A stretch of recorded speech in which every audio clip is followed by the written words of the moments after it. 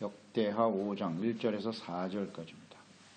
5장 1절로 4절 읽습니다. 솔로몬이 여호와의 전을 위하여 만드는 모든 일을 마친지라.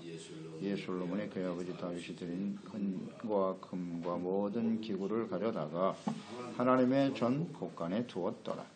이에 솔로몬이 여호와의 언약궤를 다윗 성읍 시온에서부터 메어 올리고자 하여 이스라엘 장로들과 모든 지파와 우두머리 곧 이스라엘 자손의 족장들을 다 예루살렘으로 소집하니 일곱째 달 절기에 이스라엘 모든 사람이 다 왕에게로 모이고 이스라엘 장로들이 이름에 레위 사람들이 궤를 매니라. 아멘. 하나님의 임재하심으로 완성되는 성전.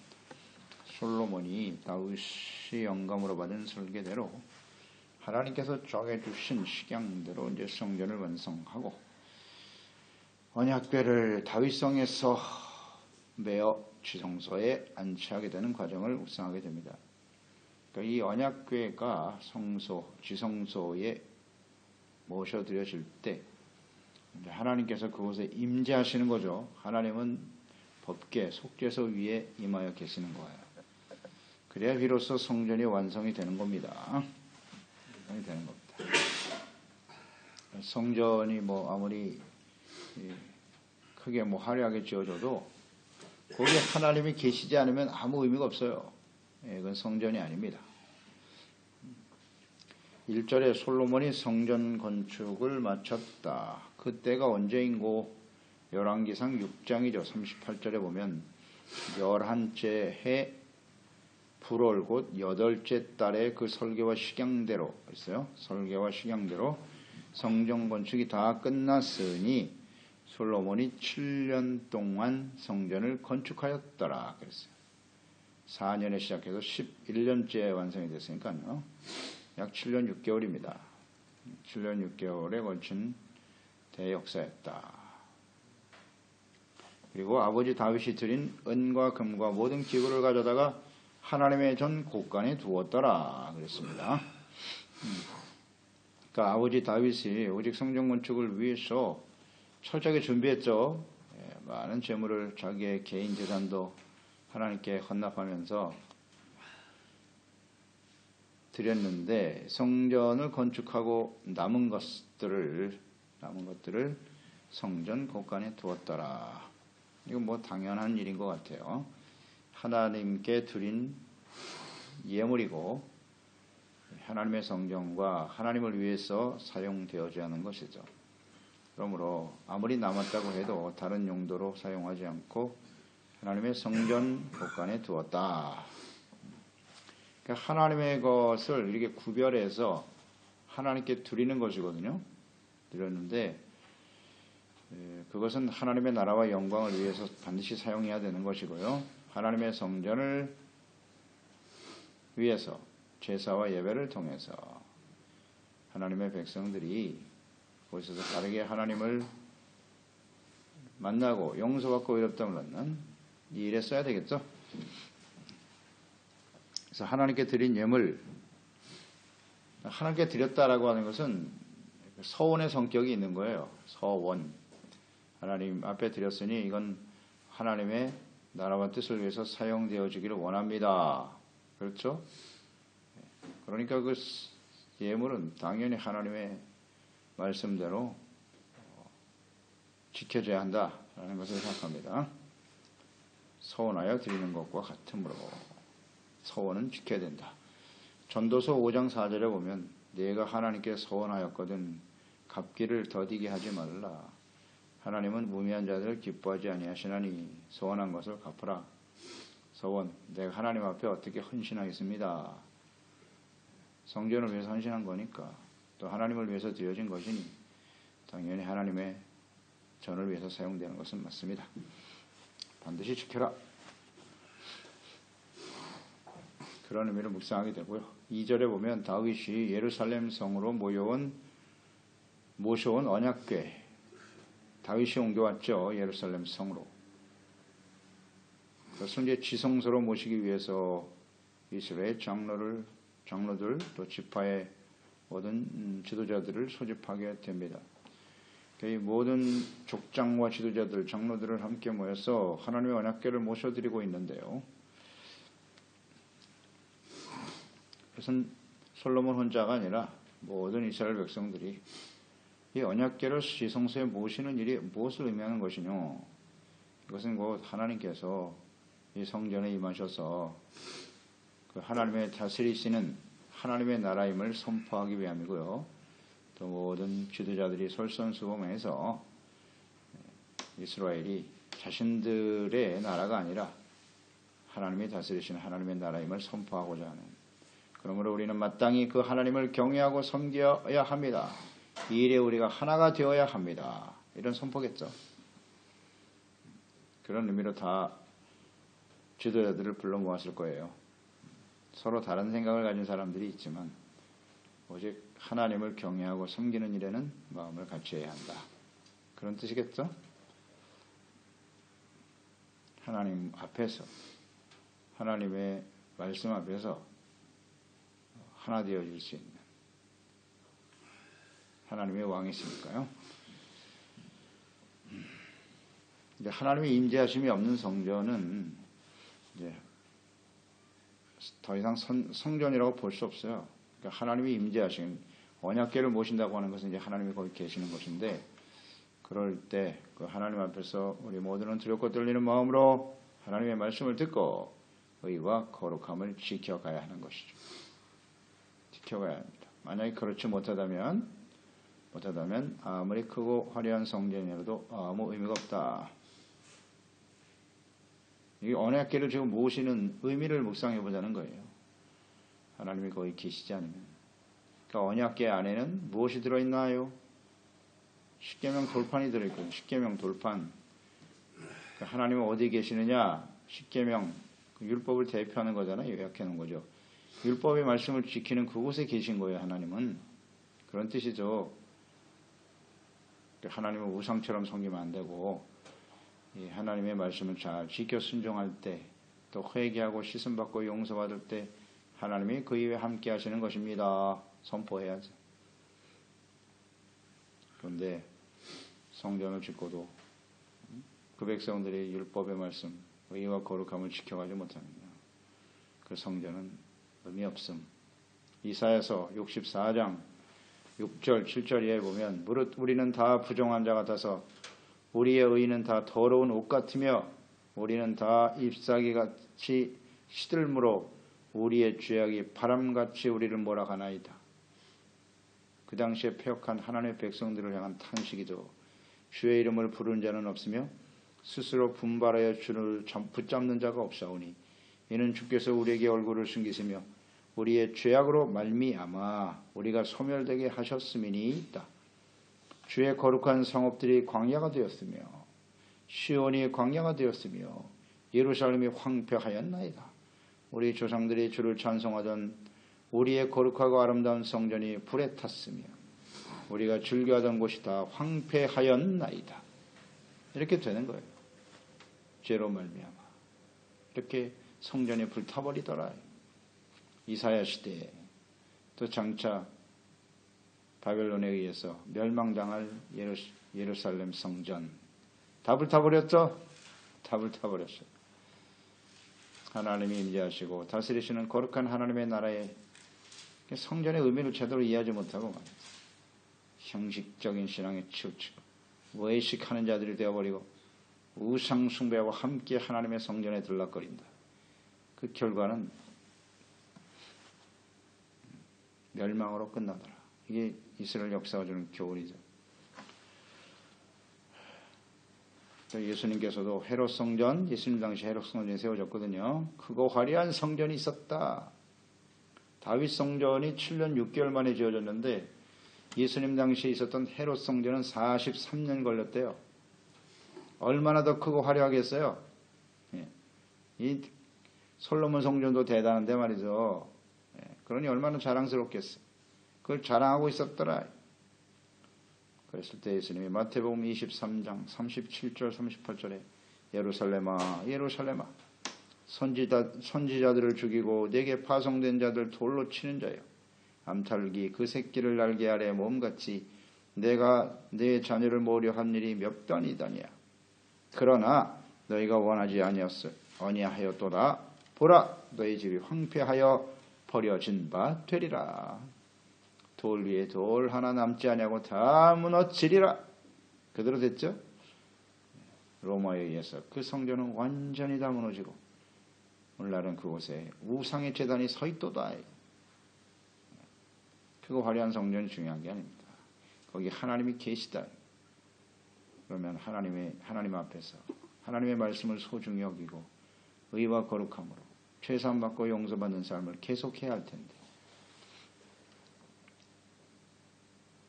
황폐하여 버려진 바 되었다.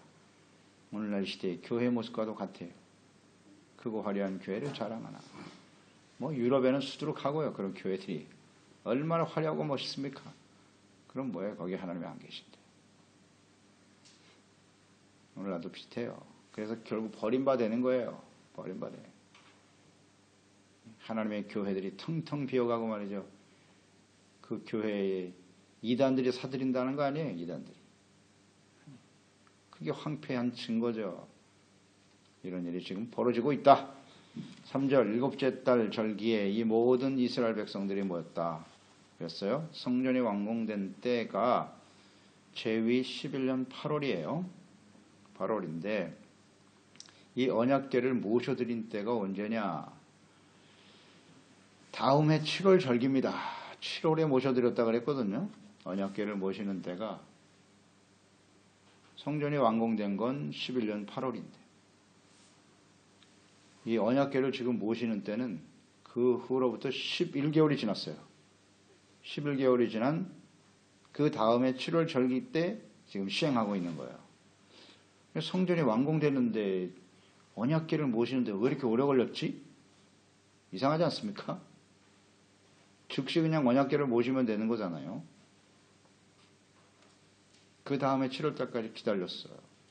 7월에는 어떤 절기가 있습니까? 이스라엘의 7월달은 굉장히 중요하죠. 그 첫날은 나팔을 불어 이 한 해의 마지막을 알리는 나팔절이 있고요. 그 다음 7월 10일이 대속죄일이에요. 속죄일. 그리고 그 속죄일이 끝나면 15일부터가 마지막 절기인 초막절, 장막절 절기가 있죠. 7월은 굉장히 중요한 달이에요. 한 해를 마감하는 때이기도 하고. 이때까지 기다렸다는 거예요. 그러면 어느 때에, 어느 절기 때 이 언약궤를 모셔드렸을까요? 당연히 속죄일이겠죠. 그러니까 이 속죄일이 올 때까지 기다린 거예요. 11개월을 기다렸다고요.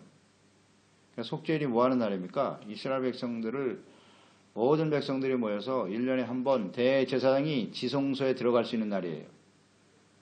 지성소에 아무나 못 들어가요. 대제사장이 딱 1년에 한 번. 그게 대속죄일이라고요. 그러니까 지성소에 들어갈 수 있는 날이 1년에 한 번이기 때문에 이 언약궤를 지성소로 모셔야 될 거 아니에요. 지성소. 그냥 아무 때나 들어가면 안 되는 거잖아요. 그래서 기다린 거예요. 11개월을. 그 대속죄일이 다시 돌아올 때까지. 그렇지 않나요? 이건 그렇게밖에 이해할 수 없는데요. 자세한 설명이 없지만 하나님의 뜻을 이렇게 말씀을 통해서 생각해 보면 이 이유밖에는 없는 거예요.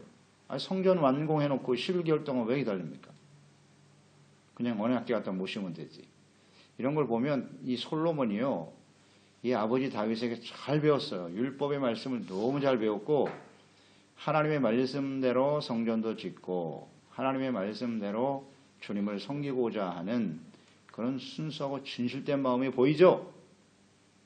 우리 같으면 바로 그냥 모실 것 같은데요. 그렇게 안 하잖아요.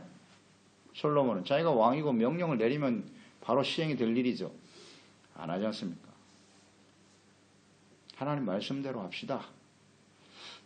하나님께서 정말 기뻐하실 것 같네요. 성전을 크고 화려하게 지었다고 해서 자신이 할 일을 다 한 건 아니다. 하나님의 말씀과 뜻대로 주님을 섬기고 거기 하나님이 계셔야지 그게 진짜 성전이지. 그러려면 어떻게 되겠어?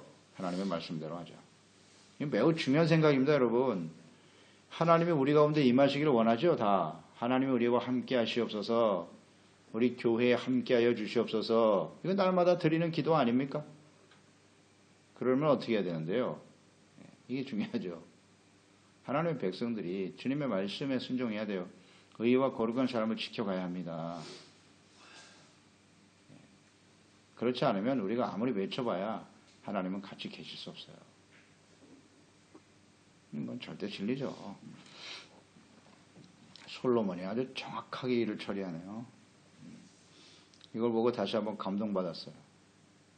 우리 같으면 11개월 동안 못 기다릴 것 같은데, 성전 만들어 놓고.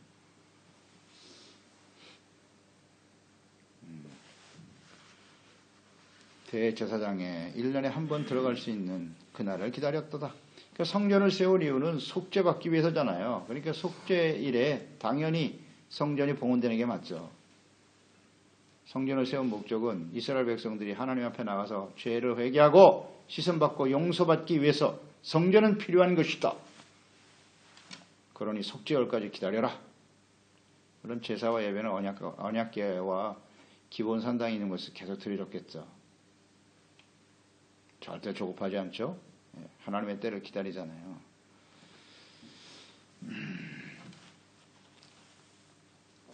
4절에 이스라엘 장로들이 이름에 레위 사람들이 궤를 매니라 그랬어요. 장로들을 다 모아놓고 속죄일이 되니까 언약궤를 레위 사람들이 메었다. 7절 이하에 이제 우리 다음 계속 묵상해 보면 그 레위 사람들이 제사장이었음을 알 수 있고요. 다음 열왕기상 8장 3절에 보면 같은 상황이죠. 이스라엘 장로들이 다 이름에 레위 사람이라고 안 돼 있고 여기는 제사장들이 궤를 매니라 이렇게 돼 있어요. 제사장들이 맸다. 그러니까 원래 궤를 맬 수 있는 사람들은 고핫 자손들이죠. 율법에 나와 있어요. 고핫 자손들만이 언약궤를 맬 수 있도록 하셨어요. 제사장은 준비만 시켜주는 거고요. 그런데 제사장이 직접 메고 언약궤를 옮겼다. 그 의미는 뭐겠어요? 속죄일이잖아요. 대속죄일에 지성소에 들어갈 수 있는 사람은 제사장들밖에 없어요. 못 들어가요. 제사장이 아니면 그건 못 들어갑니다. 그래서 고핫 자손이 아닌 제사장들이 궤를 맨 거죠. 이런 과정을 이거 그냥 흘려버릴 수 있겠지만 저는 그렇게 묵상이 됐어요. 이 솔로몬이 철저하게 하나님 말씀대로 주님을 섬기고자 하는구나. 이것을 우리는 굉장히 중요하다고 생각해야 합니다. 중요하게 묵상해야 돼요. 왕이 되었다. 그럼 뭔가 자기 마음대로 해도 된다고 생각하잖아요. 그 사울과 비교해 보십시오. 사울 왕. 자기가 왕이 되니까 사무엘 제사장이 늦게 오는데 제사 예배를 드려야 되는데 늦게 오잖아요. 그러니까 이리 가지고 와 재물. 자기가 마음대로 드리잖아요. 그래서 하나님이 그걸 결정적으로 생각하시고 버리시겠다고 작정하신 거죠. 그게 아무것도 아닌 사건 같지만 하나님은 그걸 굉장히 중요시 보는 거예요. 왕이니까 제멋대로 해도 된다? 바로 그런 장면이에요. 이 장면이. 11개월의 그 속죄를 기다리는 솔로몬의 마음, 또 제사장들이 그 언약궤를 메고 성소에 들어가야 된다는 사실, 아주 치밀하고 정확하죠. 그거 아무것도 아니고 아주 중요한 겁니다. 이거는. 그러니까 하나님은 지켜보시는 거예요. 내가 성전을 짓고자 하는데 그래 그 마음 좋다. 그렇다면 그 성전을 짓고자 하는 너의 마음이 철저하게 하나님의 뜻에 맞춰 있니? 이걸 보신다고요. 하나님은. 그런데 이런 절차 하나님의 말씀대로 하지 않고 자기의 멋대로 그냥 아무 때나 언약궤를 드리거나, 그렇죠? 아니면 제사장이 아닌 다른 레위 사람들이 메고 들어간다거나, 이거 중요한 문제입니다.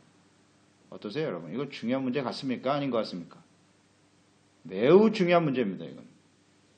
특히 하나님의 성전과 관련해서 하나님을 예배하고 섬기는 일은요, 절대 하나님의 뜻대로 해야 돼요. 하나님의 뜻대로 하지 않으면 뭐가 되는 거예요? 자의적 숭배가 되는 거예요. 자의적, 자기의 의지대로 뜻대로 해서는 절대 안 된다. 아주 중요하면서 미미한 걸 놓친다고요. 아주 작은 차이인데 그 결과는 엄청나요. 우리는 이 부분을 절대 간과해서는 안 됩니다. 내 뜻대로 주님을 섬기고자 하면 안 돼요. 하나님 말씀대로 해야 돼요. 그러니까 이 당시에 함께 하셨던 하나님, 지금도 우리 하나님이세요. 동일하세요, 하나님은. 이렇게 좀 두렵고 떨리는 마음으로 철저하게 내가 지금 이런 생각과 행동, 이게 하나님의 말씀에 맞는지 비교해 봐야 돼요. 그러니까 말씀을 모르면 이런 행동을 할 수가 없죠. 할 수가 없어요. 이 솔로몬이 혼자만 있었다면 이렇게 안 됐을 거예요. 다윗으로부터, 아버지로부터 배웠고, 일단 교육을 잘 받았어요. 그리고 주변에 이렇게 제사장들과 레위 사람들과 선지자들이 함께 있었다는 게 이게 중요한 거예요. 함께 있었기 때문에 그 말씀대로 주님을 섬기는 사람들이 섬김이 이루어질 수 있었다. 그래서 혼자 신앙생활하면 안 되는 거예요. 함께 신앙생활해야 돼요. 하나님의 교회에 나와서 말씀을 가르치는 주의종들이 있고 그 말씀을 두리뭉실하게 전하면 안 돼요. 이렇게 정확하게 해야 돼요. 정확하게 하나님 말씀대로 주님을 섬겨야 된다고 배워야 되고 그리고 주변에 함께 권면해 주는 사람이 있고요. 이렇게 하는 것이 하나님의 뜻입니다. 말씀대로 주님을 섬깁시다. 이렇게. 그것이 당시에 듣기에는 굉장히 부담스러울지 모르겠지만 그게 하나님을 바르게 섬기고 하나님을 기쁘시게 하는 온전한 하나님의 교회와 성전을 세워가는 하나님의 자녀들의 모습이 되어야 합니다. 하나님 아버지, 오늘도 주의 말씀을 묵상하면서 솔로몬이 성전을 완성하고요. 언약궤를 모셔드리는 과정을 묵상하게 되는데요. 11개월을 기다렸어요. 그 언약궤를 지성소에 그냥 모셔다 드리면 되지. 왜 11개월을 기다렸을까 다시 한번 묵상하게 되네요. 그 7월달이 바로 속죄일입니다. 지성소에 들어갈 수 있는 유일한 날은 대속죄일에 제사장이 한번 들어가는 거죠. 그 성전을 지어놓고 다윗의 마음을 솔로몬의 마음을 느낄 수가 있네요. 함부로 그곳에 들어갈 수 없다는 거예요. 이미 그곳에 하나님이 계시다라고 하는 그런 진실된 마음, 두렵고 떨림으로 하나님을 경외하고자 하는 마음이 있네요. 참 아름다운 마음입니다. 그리고 제사장들이 그 언약궤를 메었다. 이것도 매우 중요한 문제이고요. 그래서 언제든지 우리는 하나님의 교회에 나와서 주님을 섬기는 일은 우리의 자의적으로 내 생각과 뜻대로 해서는 안 된다는 것이고요. 철저하게 하나님의 말씀을 잘 배우고 또 권면하고 우리 모두가 함께 주님을 온전히 말씀대로 주님을 순종하고 섬김으로써 주님의 교회를 바르게 세우고 이곳에서 하나님과 예수 그리스도를 만나 생명과 구원의 은혜를 누리고 감사하고 주를 섬기는 우리 모든 지체와 가족들이 되게 하소서. 예수님의 이름으로 기도드립니다.